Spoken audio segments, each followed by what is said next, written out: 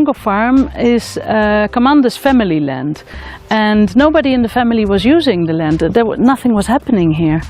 We're close to Nairobi.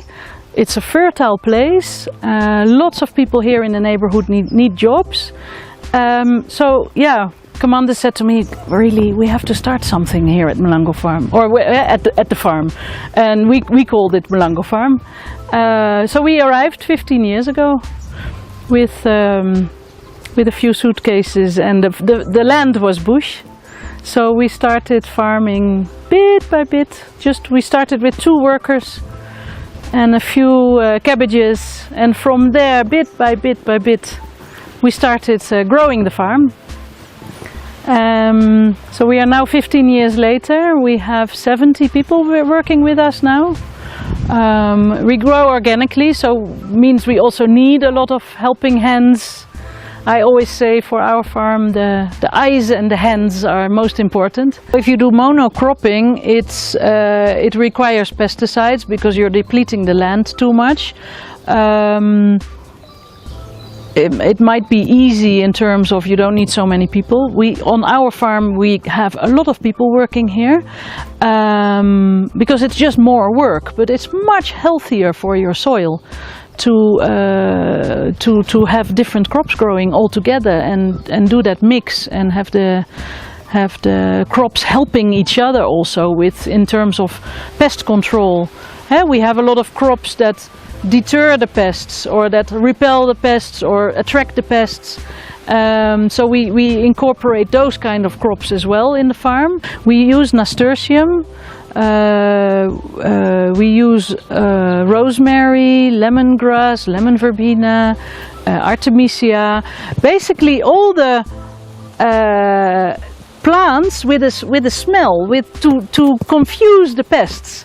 And another important one is onion, or the onion family types, like the chives and the spring onion. We mix that everywhere.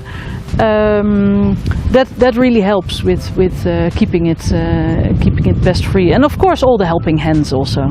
On a farm there's a lot of waste.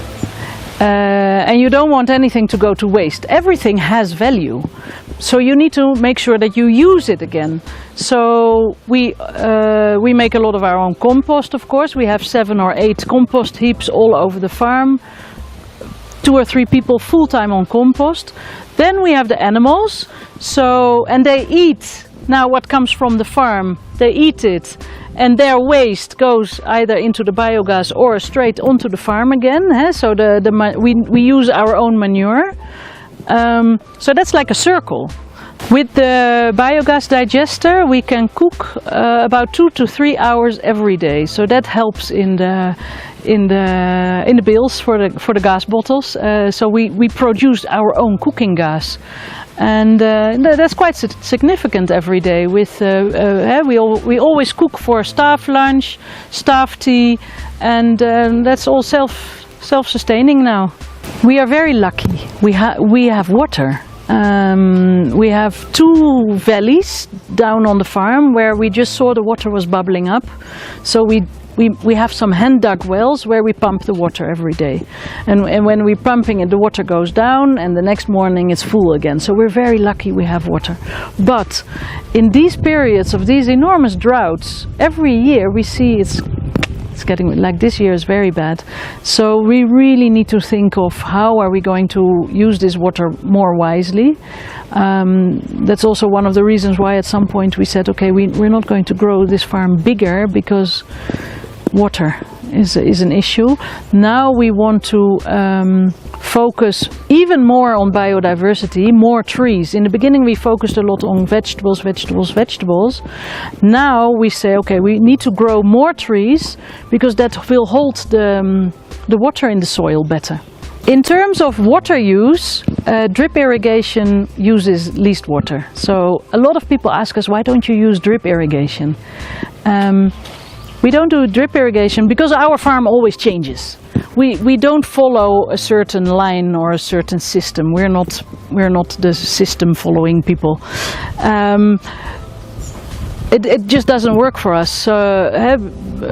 because we grow a few crops like this, and then the next time another crop is growing and we change it again. So we use hose pipes, which is maybe using a bit more water, but it's also better because you're basically mimicking the rain. With drip irrigation it goes straight into the soil, you use less water, but with the hose pipe the water also falls off the plant. So in that way that's also helping with the pests. Organic farming has its challenges. That's why you also need a lot of people working on your farm to immediately tackle the problem and find the problem when there is one. Another way of tackling it is small fields. If there's a problem, it's only contained in that small field. It's not a whole big loss. So we grow organically, and also with our customers. Since we started very small with one customer, the awareness raising is also very important in Kenya. Quite a lot of our customers come from Europe, from America. They know the concept of a farm share, knowing where your food is coming from. With Kenyans sometimes we still have to explain, because they ask, why can't I just go to the market and get it from there? It's cheaper maybe, and I can get exactly what I want from the market. But so we're also very busy with awareness raising that it's very good to know where your food is coming from, to know this is coming from a place where they don't use all these chemicals, because in the end it goes into your body and you don't want all that bad stuff in your body. That awareness is growing. Lots and lots more articles in the newspapers about the crazy types of chemicals that are being used in Kenya, and there's more legislation about it luckily also. So the awareness is growing, and we're also part of sharing that story. Know where your food is coming from. So after a few years, when our farm started to look nice, and because we're lucky we're so close to Nairobi, we started welcoming some visitors. Maybe once a month a family would come for a day out and a nice lunch, and we started charging people for a day out to the farm. That started growing. People like what we do here. So that started growing. At some point there was a lady, and she said, I'm a teacher. Can I come with my school class? So we thought, no, that's not a bad idea. Where I come from in the Netherlands, almost every village there's an educational place where you can bring your children to pet a goat and to learn about the environment, learn about where your food comes from. So it started with that one school that we said, oh yes, of course, we can also show you around. And then we realized in a big city like Nairobi, where do children go to learn about these things, about farming? Where do they learn about the importance of taking care of nature? So we decided to register an NGO to have the educational work that we do separately under an NGO. So that's the Mlango Farm Foundation. So for schools we have a special cheaper fee. Basically for a morning visit it's 300 per child. For a whole day including lunch it's 700. And then we also do family visits in the weekend, which is a bit more luxurious, 3-course lunch, coffee, cake, a nice relaxed day out. That's 2,500 per person. So I explained a lot to you about what's happening on the farm, how things are running on the farm. I want to show you a bit more.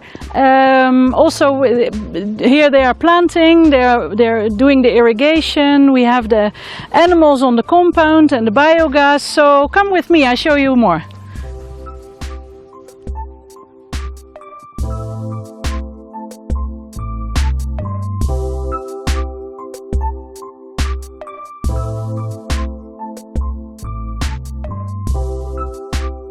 In this village, up country, there's no garbage collection, so we need to find solutions for our own garbage. I feel very bad when we have to burn things, so we've come with all kinds of ideas of what can we do with garbage. Everything that we throw away, I think, what can we do with it? Can we do something else with it? So we do a lot of these planting now. We also do that with visiting school children. They all go home with a plant like this. We oil bottles we recycle, yogurt cans we recycle, car tires we even recycle into steps. We've also adopted a project called Eco Bricks to do something better with your own plastic. We're actually making building bricks with our own soft plastic waste. So yeah, I like to say nothing goes to waste, as much as possible. So welcome to the animal area, the livestock area of Mlango farm. Here we have many different types of animals. It started with a donkey many years ago, and from there we've raised many more animals. It's all for the visitors. We don't really do dairy or meat, well, sometimes a goat for the family meetings, but it's all for teaching our visitors about animal care, about the whole circle also with the animals they eat from the farm. The manure is being used again for the farm, for the biogas. So the manure from the animals goes into this bucket for the biogas. From the biodigester, the gas goes into this pipe, all the way up to the little kitchen that we have there for staff cooking, but also for farm to fork cooking classes with students. And outside, on the other side of the biodigester, we have the slurry coming out that is again being used on the farm. So here's also a whole circle of input and output to the farm. We don't want to grow bigger, we just want to grow better. So we want to grow more diverse crops. We want to focus more on fruit trees, berry bushes. It should be full of food. Sometimes you hear about food forests, but I think that's our vision as well. I don't know what it officially means, but I think that's it. That you walk around and there's food everywhere. So it should be full and diverse. And we want to grow more also into education, because we see there's really a demand for it. We have so many visitors from Nairobi who have never seen a broccoli grow in the ground. They have never seen a cow. That's of course the normal when you come from a city and you grow up in a city, that you don't know that kind of life. But we think it's important that our visitors get to see that and get to appreciate where does your food come from. Also in the bigger picture, because then you also understand why is it so important that we take care of planet Earth.